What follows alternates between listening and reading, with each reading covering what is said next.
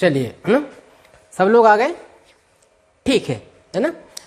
तो आज हम पढ़ने वाले हैं क्या, हम पढ़ने वाले हैं स्टोमेटा के बारे में, है ना, कि स्टोमेटा क्या होते हैं और ये पौधों के किन किन भागों में और कहाँ कहाँ पाई जाती है। अब क्वेश्चन ये उठता है कि हमें स्टोमेटा पढ़ने के लिए इतना ज़्यादा जरूरी क्यों है।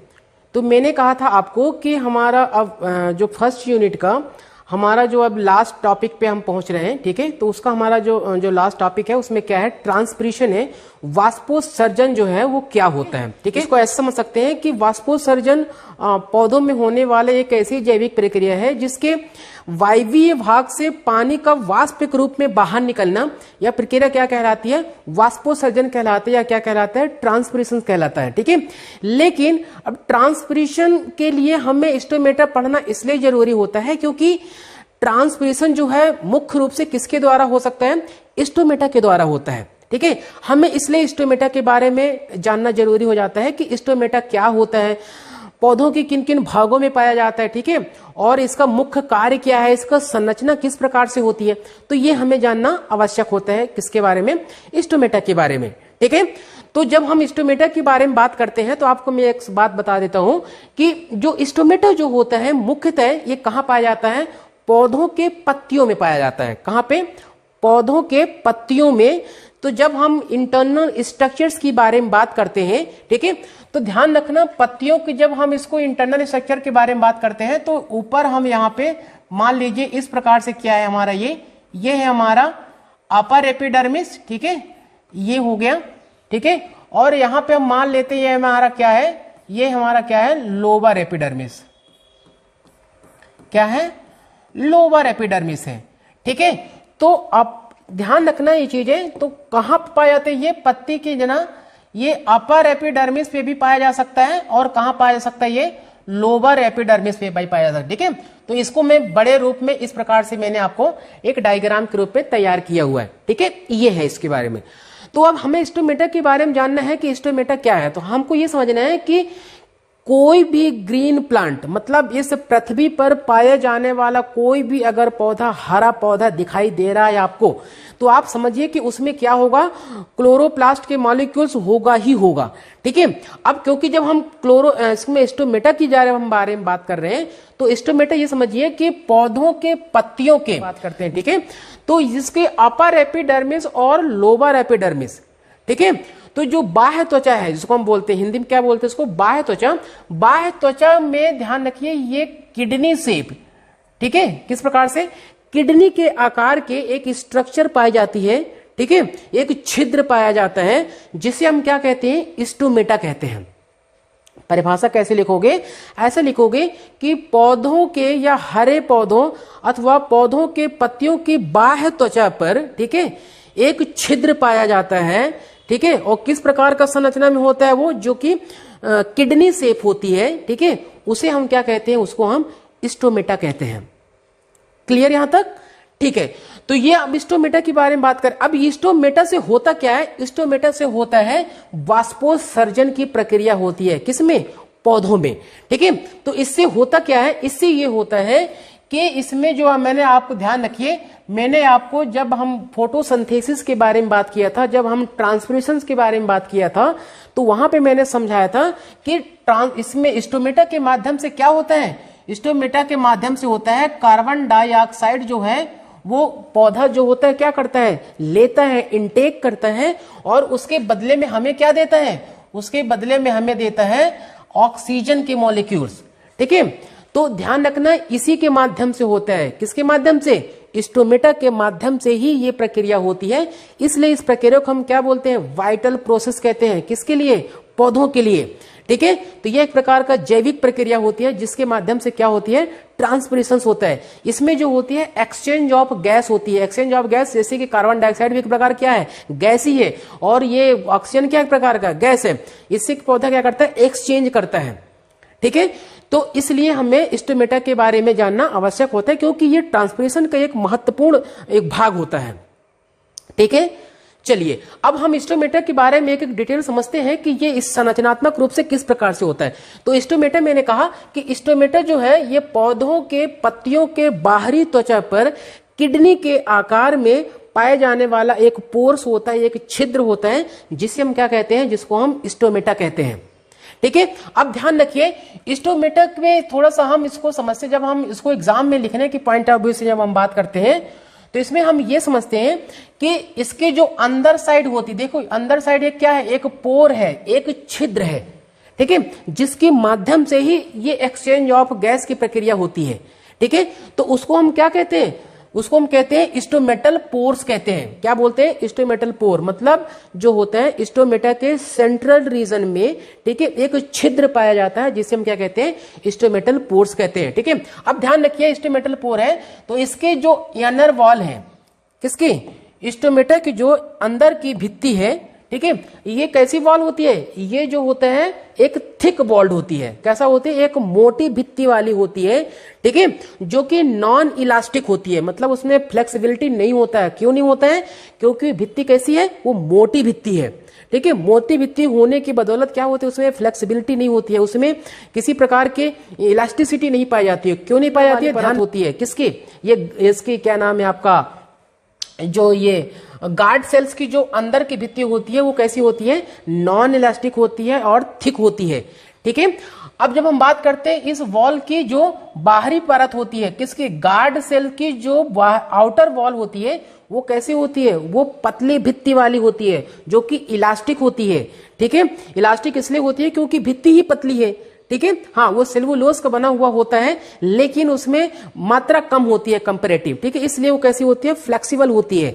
ठीक है, ये आपको थोड़ा सा ध्यान रखना है। ठीक है, अब हम बात कर रहे हैं कि इस गार्ड सेल्स की जो अंदर की साइड आपने देखा कि यहां पे मैंने कुछ स्ट्रक्चर्स बनाए हुए हैं जिसको हम ये है, ठीक है, इसके अंदर क्या पाई जाती है, न्यूक्लियस पाई जाती है, जो कि इसके पूरे एक्टिविटी को, किसकी, स्टोमेटिक एक्टिविटी क्या करता है, वो कंट्रोल करता है।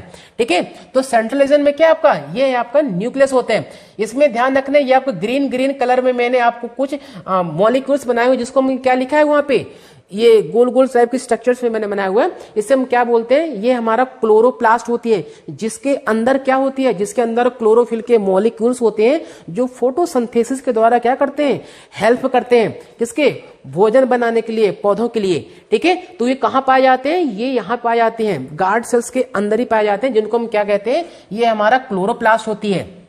ठीक है, अब ध्यान रखिए क्योंकि जो हमारा ये गार्ड सेल्स होती है, जो आउटर वॉल इनर वॉल के बीच में, ध्यान रखना ये पतली पतली रिप्स जैसे मैंने कुछ धागे नुमा स्ट्रक्चर्स बनाए हुए हैं। ठीक है, ये इसको हम बोलते हैं क्या, माइक्रोफाइब्रिल्स कहते हैं, क्योंकि ये उसको ना कॉन्ट्रैक्शन जो होती है ना, हाँ, जो संकुचित होती है, जो ओपनिंग होती है और क्लोजिंग होती है स्टोमेटा की, ये इसमें हेल्प करता है। कौन, ये माइक्रोफाइब्रिल्स जो होते हैं।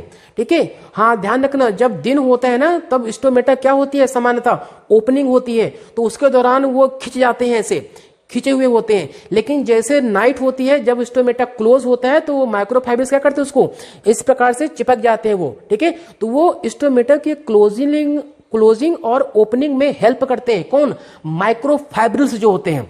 ठीक है, वो किस प्रकार के प्रोटीन के बने होते हैं, वो फाइब्रिन प्रोटीन के बने होते हैं, इस वजह से उसमें इलास्टिसिटी ज्यादा होती है। ठीक है, तो इसको हम क्या बोलते हैं, माइक्रोफाइब्रिल्स कहते हैं।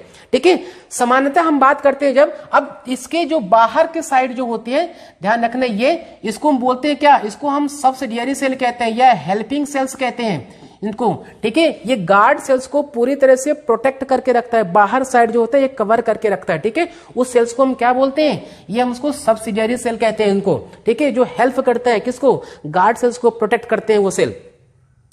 ठीक है, यहां तक समझ में आ रहा है। और ये समानता स्ट्रक्चरली किस प्रकार से दिखाई देता है, तो ये किडनी के आकार का दिखाई देता है। ठीक है, जैसे ह्यूमन किडनी होती है ना, हाँ, उसी प्रकार से ये किडनी के आकार की दिखाई देने वाली एक स्ट्रक्चर होती है, जो कि क्या कहलाता है, स्टोमेटा कहलाता है। आ रहा समझ में। ठीक है, तो इस प्रकार से आपको इसको पूरी तरह से इसको समझना है और जानना भी है कि ये किस प्रकार से हो सकती है। ठीक है, अब बात करते हैं हम कि ये जब इतना स्ट्रक्चर हम जब समझ लेते हैं तब हमें ये पता होना चाहिए कि ये जो है मुख्यतः किसके लिए हेल्प करता है, ट्रांसपरेशन के लिए हेल्प करता है, वाष्पोत्सर्जन के लिए ये हेल्प करता है। अब क्योंकि इसके बारे में मे भी हालांकि इतना अच्छा हमने समझ लिया है तो इसको हम अपने लैंग्वेज में लिख सकते हैं, लेकिन फिर भी क्योंकि हमें आपको एग्जाम के पॉइंट ऑफ व्यू लिखना पड़ेगा, कहीं ऊपर नीचे ना हो जाए, तो मैं इसके लिए थोड़ा सा यहाँ पे रिटर्न मैटर के रूप में आपको लिख दे रहा हूं। ठीक है, यहाँ पे ठीक है क्या लिखा है कि स्टोमेटा प्लांट्स पत्तियों के एपिडर्मिस सरफेस पर पाई जाती है, जो कि किडनी के आकार की होती है। ठीक है, पहला पॉइंट है। दूसरा पॉइंट क्या है, इसकी बाहरी स्तर पर सब्सिडियरी कोशिका से घिरी होती है। ठीक है, मतलब कौन, जो स्टोमेटा जो हमारे गार्ड सेल्स होते हैं बेसिकली वो क्या करती है, वो सब्सिडियरी जो सेल्स होती है उससे क्या होती है, एक घिरी होती है ये। ठीक है, स्टोमेटा के सेंटर में एक पोर्स पाई जाती है जिसे हम क्या कहते हैं, जिसको स्टोमेटल पोर्स कहते हैं इसको। ठीक है, गार्ड सेल्स के आंतरिक भित्ति जो होती है वो कैसी होती है, थिक होती है, मोटी होती है, जो कि नॉन इलास्टिक होती है, मतलब उसमें फ्लेक्सिबिलिटी नहीं होती है। जबकि बाहरी भित्ति कैसी होती है, पतली होती है और वो कैसा होती है, इलास्टिक होती है।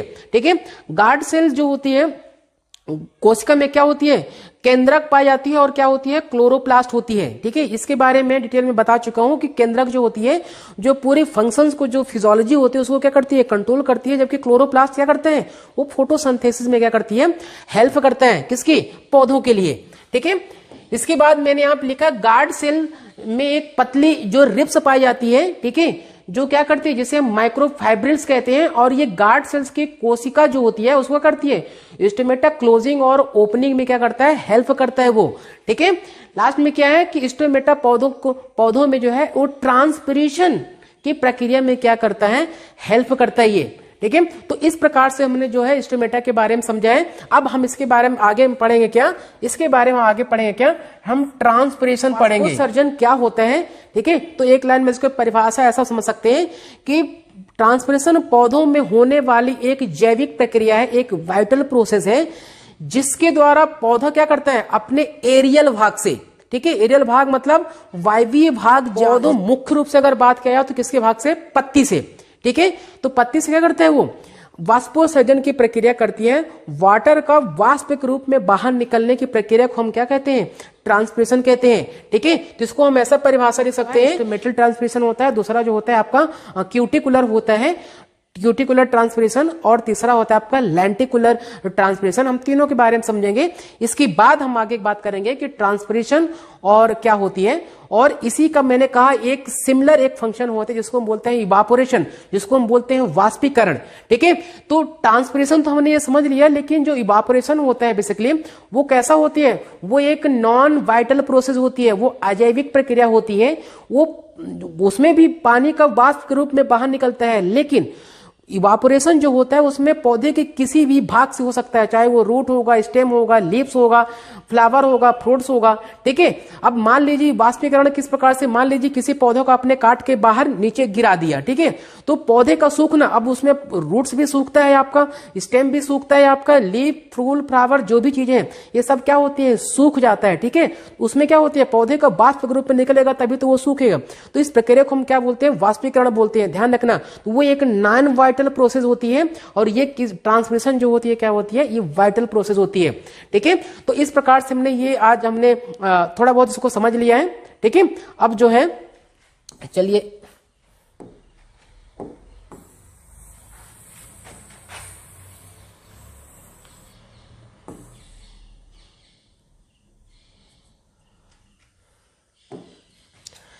ठीक है, तो आगे हम दोनों में ठीक है, हमने ये ट्रांसपिरेशन हमने समझ लिया कि ट्रांसपिरेशन परिभाषा के रूप में हमने थोड़ा सा जान लिया है। ठीक है, अभी डिटेल में ओवर इसके बारे में बात करना है।